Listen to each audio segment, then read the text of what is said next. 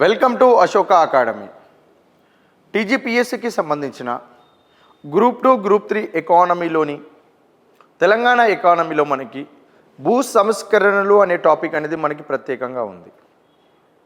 అదేవిధంగా మనకి జీపీఓలో భాగంగా అనగా గ్రామ పరిపాలన ఆఫీసర్, ఒకప్పుడు విఆర్ఓ ఎవరైతే ఉన్నారో ప్రజెంట్ అతను ఇప్పుడు జీపీఓగా మళ్ళీ అపాయింట్ చేయడం జరుగుతుంది వాళ్ళను. ఈ జీపీఓకి సంబంధించిన రిక్రూట్మెంట్లో కూడా మనకి ల్యాండ్ రిఫార్మ్స్కి సంబంధించిన అంశాలు, అదేవిధంగా కొత్తగా మనకి భూభారతి యాక్ట్ తీసుకొచ్చారు. ఏంటిదండి? భూభారతి చట్టం వచ్చింది. ఈ భూభారతి చట్టం గురించి మనము ఇక్కడ నేర్చుకోవాలి. భూ సంస్కరణలు నేర్చుకోవాలి, భూభారతి చట్టం గురించి కూడా నేర్చుకోవాలి. నీకు భూభారతి చట్టం అనేది క్లియర్గా అర్థం కావాలి అంటే దీనికి ముందు ఉన్న ధరణి సిస్టమ్ ఏ విధంగా ఉంది అనగా ధరణి చట్టం ఎలా ఉందో తెలియాలి. నీకు ధరణి చట్టం క్లియర్గా తెలియాలి అంటే 1971 Pattadar passbook title deed act తెలియాలి. మరి 1971 చట్టం ఎలా వచ్చిందని తెలియాలి అంటే 1948 ఆర్ఓఆర్ యాక్ట్ తెలియాలి. దీనికి ముందు నిజాం పీరియడ్లో 1936లో ఏమి వ్యవస్థ ఉంది, ఇదంతా కూడా లింకప్ ఉంటుందండి. ఏది చదివినా క్లారిటీగా చదవాలి. కాబట్టి భూభారతి చట్టం గురించి ఒకటే అడుగుతాడా అంటే అడగడు. గతంలో ఉన్న భూ సంస్కరణలపైన ఎలాంటి చట్టాలు ఉన్నాయి, వాటికి సంబంధించిన అంశాలు ఏంటివి, గతంలో రికార్డులకు సంబంధించిన చట్టాలు ఏమైనా ఉన్నాయా, వాటన్నిటినీ కూడా మనము చదువుకుంటూ రావాలి. అలా వచ్చినప్పుడే భూభారతి మనకి క్లియర్గా అర్థమవుతుంది. మరి ఇప్పుడు జీపీఓకి సంబంధించి మనము ఇక్కడ ఏ విధంగా సిలబస్ మాట్లాడుకోవాలి. మనకి గ్రూప్ 2లో భాగంగా కానీ గ్రూప్ 3లో భాగంగా కానీ మనకి ల్యాండ్ రిఫార్మ్స్, భూ సంస్కరణలు మనకి సిలబస్లోనే ఇచ్చాడు. మరి ఇప్పుడు తెలంగాణ ఎకానమీలో భాగంగా ఉన్న ఈ ల్యాండ్ రిఫార్మ్స్ అన్నీ కూడా మనము జీపీఓలో భాగంగా చదవాల్సిందే. వీటితో పాటు మనకి రికార్డులకు సంబంధించిన పరిణామ క్రమం చూడాలి. రికార్డ్స్ యొక్క పరిణామ క్రమము కూడా చూడాలి. ఓకేనా? రైట్. రికార్డ్స్కి సంబంధించిన పరిణామ క్రమం, అసలు ఎందుకు వచ్చింది ఈ యొక్క భూ సంస్కరణ సిస్టమ్ అని అంటే అది రికార్డులతోటే మొదలైంది, మనం అది చూడాల్సి వస్తుంది. వీటితో పాటు మనకిప్పుడు జీపీఓకి సంబంధించి ప్రజెంట్ ఉన్న గవర్నమెంట్ ఏం చేసింది అంటే మనకి గతంలో విఆర్ఓగా విఆర్ఏగా విధులు నిర్వహించిన వారిని జీపీఓలుగా రిక్రూట్మెంట్ చేసుకోవడానికి వాళ్ళకు అవకాశం కల్పించింది. అలా గతంలో విఆర్ఓగా విఆర్ఏగా ఎవరైతే వర్క్ చేశారో వాళ్ళకి రిటర్న్ ఎగ్జామ్ ద్వారా ఏంటిదండి, రిటర్న్ ఎగ్జామ్ ద్వారా మళ్ళీ వాళ్ళను జీపీఓలుగా తీసుకోవడం జరిగింది. ఇలా గతంలో విఆర్ఓగా విఆర్ఏగా వర్క్ చేసిన వారిని ప్రస్తుతం జీపీఓగా తీసుకురావడానికి గవర్నమెంట్ 2 ఎగ్జామ్లు కండక్ట్ చేస్తే ఆ ఎగ్జామ్లలో ఇచ్చిన క్వశ్చన్ పేపర్స్ మనకి 2 క్వశ్చన్ పేపర్స్ ఉన్నాయి. మొదటి క్వశ్చన్ పేపర్లో 5 క్వశ్చన్స్ ఇచ్చారు. ఆ క్వశ్చన్స్ ఎలా ఉన్నాయి అంటే 1 2 3 4 4 5, 1లో ఏబి, 2లో ఏబి, 3లో ఏబి, 4లో ఏబి, 5లో ఏబి. అంటే ఫస్ట్ క్వశ్చన్లో మనకి 2 క్వశ్చన్లు వస్తాయి. ఏ రాస్తే బి ఆప్షనల్. సెకండ్లో 2 క్వశ్చన్లు వస్తాయి. బి రాస్తే ఏ ఆప్షనల్. మనకు ఓవరాల్గా ఎన్ని క్వశ్చన్స్ ఇచ్చాడు ఇక్కడ? 10 క్వశ్చన్స్ ఇచ్చాడు. ఒక ఎగ్జామ్ పేపర్లో 10 క్వశ్చన్స్ ఇవ్వడం జరిగింది. మరి సెకండ్ టైం నిర్వహించిన ఎగ్జామ్ పేపర్లో కూడా సేమ్ ప్యాటర్న్. ఇక్కడ కూడా first question, second question, third question, 4th 5th, ఇందులో కూడా ఏబి. ఏంటిదండి? అన్నీ కూడా ఇందులో కూడా ఏబి ఏబి ఇలాంటివి ఇచ్చిండు ఇక్కడ. అంటే ఇక్కడ కూడా 10 క్వశ్చన్స్ ఇచ్చాడు. మరి గతంలో విఆర్ఏగా విఆర్ఓగా విధులు నిర్వహించిన వారు జీపీఓలుగా రావడానికి వాళ్ళకు కండక్ట్ చేసిన ఎగ్జామ్ పేపర్లో మొత్తం మనకి ఇక్కడ 10 క్వశ్చన్స్ అంటున్నాము, అక్కడ 10 క్వశ్చన్స్ అంటున్నాం. మొత్తంగా మనకి ఎన్ని క్వశ్చన్స్ వచ్చినాయి? ఇక్కడ 20 క్వశ్చన్స్ ఇవ్వడం జరిగింది. ఏందండి? 20 క్వశ్చన్స్ ఇవ్వడం జరిగింది. ఈ 20 క్వశ్చన్స్ అనేది మొత్తం కూడా ఒకటి రెవెన్యూ టర్మినాలజీని బేస్ చేసుకొని ఏంటిది రెవెన్యూ టర్మినాలజీని బేస్ చేసుకొని ఇచ్చిన క్వశ్చన్లు ఉన్నాయి. అదేవిధంగా మనకి గతంలో ఈ ల్యాండ్ రిఫార్మ్స్ ఉన్నాయి కదా, భూ సంస్కరణలు, ఈ భూ సంస్కరణలను బేస్ చేసుకొని ఇచ్చిన క్వశ్చన్స్ ఉన్నాయి. భూ సంస్కరణలు బేస్ చేసుకొని అదేవిధంగా ల్యాండ్ రికార్డుకు సంబంధించిన చట్టాలు, ల్యాండ్ రికార్డుకు సంబంధించిన యాక్ట్స్ పైన బేస్ చేసుకొని క్వశ్చన్స్ వచ్చాయి. అదేవిధంగా భూభారతి చట్టానికి సంబంధించి ఏంటిది భూభారతి యాక్ట్కి సంబంధించిన అంశాలపైన ఉన్నాయి. అదేవిధంగా ధరణికి సంబంధించిన సిస్టమ్ ఏదైతే ఉందో ఏంటిది ధరణికి సంబంధించిన సిస్టమ్, ఆ ధరణి పైన కూడా మనకి క్వశ్చన్స్ అడగడం జరిగింది. వీటితో పాటు గ్రామ పరిపాలన ఆఫీసర్ జీపీఓకి సంబంధించిన డ్యూటీస్, వీటినే జీపీఓ విధులు అంటారు. ఈ జీపీఓ విధులకు సంబంధించిన అంశాలపైన కూడా మనకి ఇక్కడ క్వశ్చన్స్ అడగడం జరిగింది. అదేవిధంగా ఆ గ్రామంలో ఉండే గ్రామ కంఠానికి సంబంధించిన భూములు, అగ్రికల్చర్ ల్యాండ్, నాన్ అగ్రికల్చర్ ల్యాండ్కి సంబంధించిన అంశాలపైన క్వశ్చన్ అడిగారు. వీటితో పాటు మనకి రెవెన్యూ డిపార్ట్మెంట్కి సంబంధించిన ఆఫీసర్స్ ఎవరైతే ఉంటారో ఏంటిది రెవెన్యూ డిపార్ట్మెంట్కి సంబంధించిన ఆఫీసర్స్ ఎవరైతే ఉంటారో వాళ్లకు ఒక గ్రామం మీద ఉన్న అగ్రికల్చర్ ల్యాండ్ మీద ఎలాంటి అథారిటీస్ ఉంటాయి, ఆ విఆర్ఓకి ఎలాంటి అథారిటీస్ ఉంటాయి, రెవెన్యూ ఇన్స్పెక్టర్కి ఎలాంటి అథారిటీ ఉంటుంది, డిప్యూటీ తహసీల్దార్కి ఎలాంటి అథారిటీ ఉంటుంది, తహసీల్దార్కి ఎలాంటి అథారిటీ ఉంటుంది, ఆర్డీఓకి ఎలాంటి అథారిటీ ఉంటుంది, జిల్లా కలెక్టర్కి ఎలాంటి అథారిటీ ఉంటుంది, వాటిపైన మనకి ఇందులో క్వశ్చన్స్ అడగడం జరిగింది. కాబట్టి మనకి ఏ ఎగ్జామ్ చదివినా ప్రజెంట్ పేపర్ ప్యాటర్న్ ప్రకారమే చదువుకోవాలి. ఇక్కడ జీపీఓకి కూడా మనం ఏం చేయాలి, మనకి రీసెంట్గా నిర్వహించిన పేపర్ ప్యాటర్న్ ప్రకారము మనకి ప్రస్తుతం ఉన్న సిలబస్లో ఏవైతే అంశాలు ఉన్నాయో వాటిని కవర్ చేద్దాం. మనకి జీపీఓ నోటిఫికేషన్ వచ్చిన వెంటనే వీటితో పాటు అడిషనల్గా ఇంకేమైనా సిలబస్ యాడ్ చేస్తే వాటికి సంబంధించిన అంశాలు కూడా మనం చూద్దాం.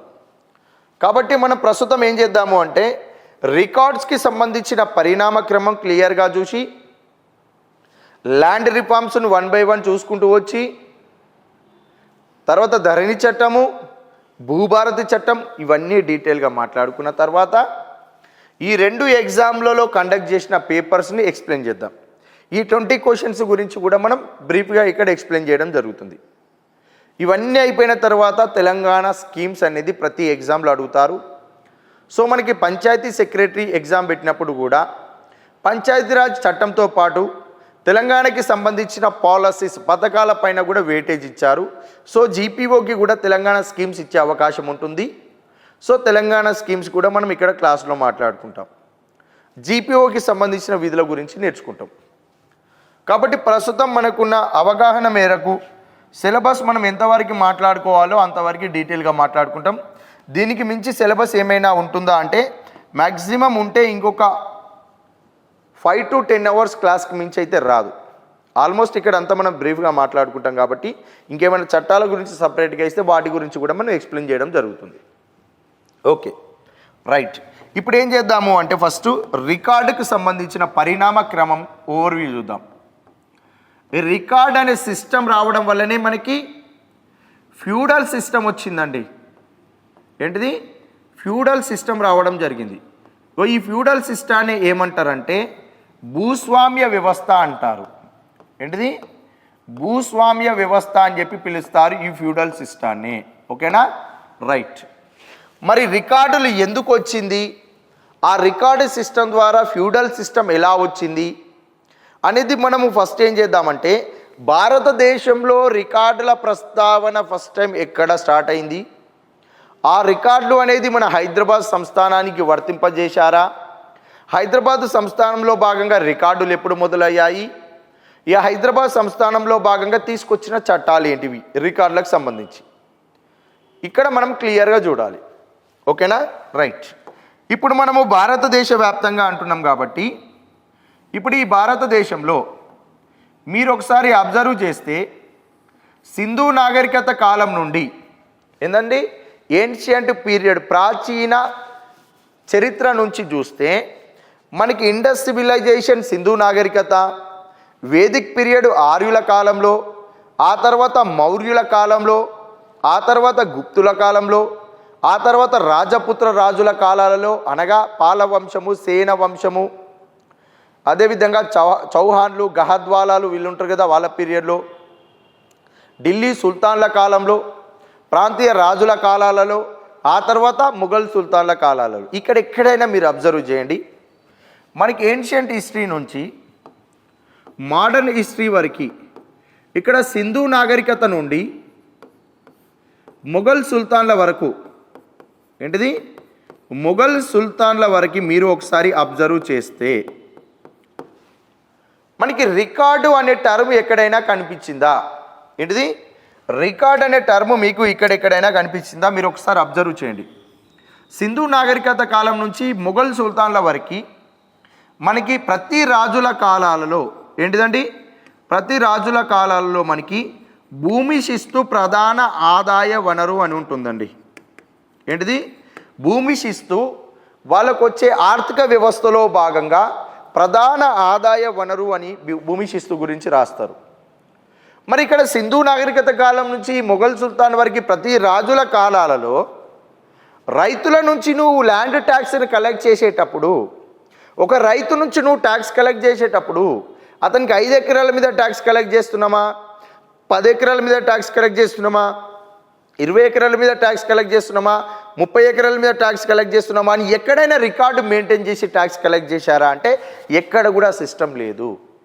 మరి ఇక్కడ వీళ్ళ దృష్టిలో భూమి శిస్తు అంటే ఏంటిది అంటే, ఒక ఫార్మరు తను ఒక 200 బ్యాగ్స్ని ప్రొడక్షన్ చేస్తే, ఒక 200 బ్యాగులను ఉత్పత్తి చేస్తే అందులో నుండి 1/2,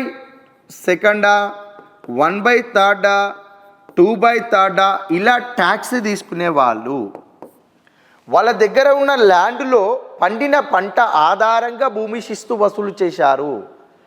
ఆ భూమి మీద ఎంత పంట వచ్చిందో ఆ పంటలో 1/2 వంత, 1/3 వంత, 2/3 వంత అని చెప్పి ట్యాక్స్ తీసుకునేవాళ్ళు.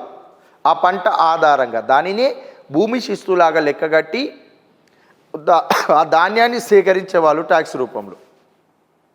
ఇది సింధు నాగరికత కాలం నుంచి ముఘల్ సుల్తాన్ల వారికి ఇదే వ్యవస్థ ఉంది.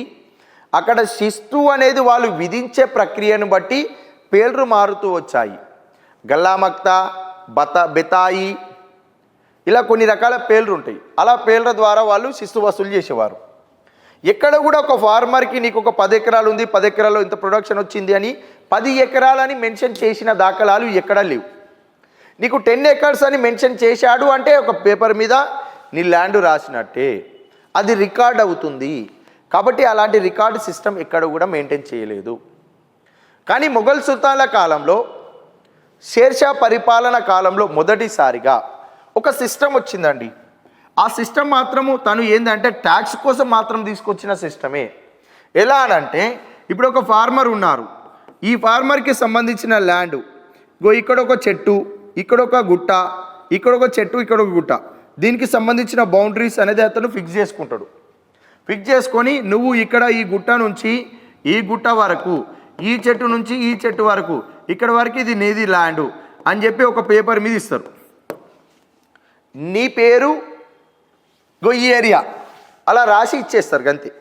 ఎంత ట్యాక్స్ కలెక్ట్ చేయాలి అనే దానికోసము వాళ్ళు ఒక పేపర్ వదులుతారు.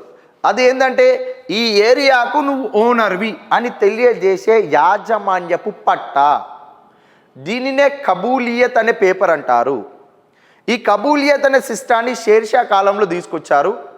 కానీ అక్కడ బౌండరీస్ని ఫిక్స్ చేశారు. కానీ ఆ ల్యాండ్ ఎన్ని ఎకరాలు, ఎంత వైశాల్యంలో ఉంది, ఎంత పొడవులో ఉంది, ఎంత వెడల్పులో ఉంది అని మాత్రం అక్కడ ఫిక్స్ చేయలేదు. కాబట్టి దీన్ని బట్టి మనం ఏమర్థం చేసుకోవాలి, షేర్షా పీరియడ్లో కూడా మనకి పూర్తి స్థాయిలో రికార్డు సిస్టము లేదు. ఓకేనా, రైట్. మొఘల్ సుల్తాన్ల పీరియడ్ అయిపోతుంది.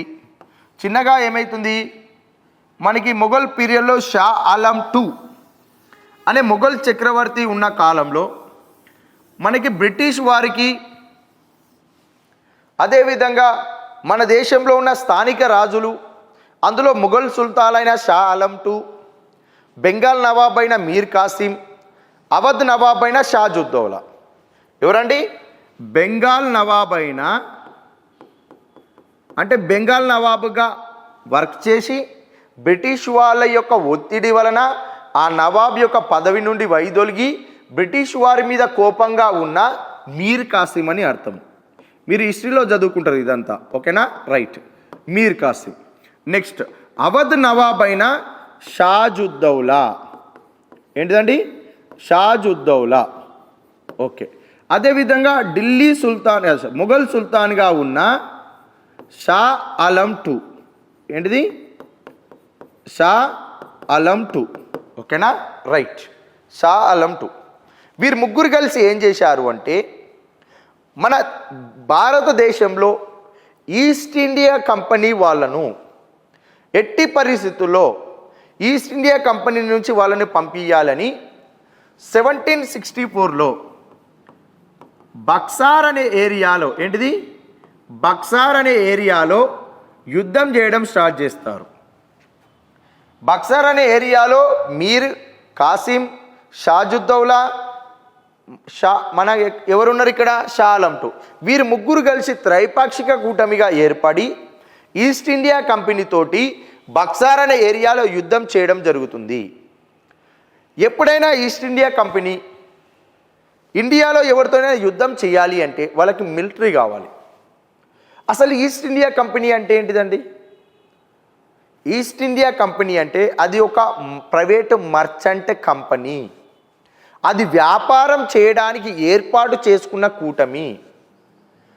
మరి ఈస్ట్ ఇండియా కంపెనీ ఎవరి దగ్గర పర్మిషన్ తీసుకొని ఇండియాకి వచ్చింది? 1497 తర్వాత ఇండియాకి యూరోపియన్స్ రావడం స్టార్ట్ చేసినప్పుడు, అలా మనకి 1600 సంవత్సరంలో బ్రిటన్ గవర్నమెంట్ యొక్క పర్మిషన్ తీసుకొని ఈస్ట్ ఇండియా కంపెనీ వారు ఇండియాకి రావడం జరిగింది. అలా బ్రిటన్ గవర్నమెంటు, ఇంగ్లాండ్ ప్రభుత్వము ఈస్ట్ ఇండియా కంపెనీకి వ్యాపారం కోసం పర్మిషన్ ఇచ్చేటప్పుడు ఈస్ట్ ఇండియా కంపెనీకి ఇచ్చిన ఈ పర్మిషన్ లెటర్లో కొన్ని రకాల గైడ్లైన్స్ ఇస్తుంది ఇంగ్లాండ్ గవర్నమెంట్. ఏమని? మీరు వేరే ఏ కంట్రీకి వెళ్ళి వ్యాపారము చేసినా ఆ వ్యాపారంలో మీకు వచ్చిన లాభాల నుండి ఎంతో కొంత ఇంగ్లాండ్ ప్రభుత్వానికి మీరు పన్ను చెల్లించాలి. ఓకేనా? రైట్.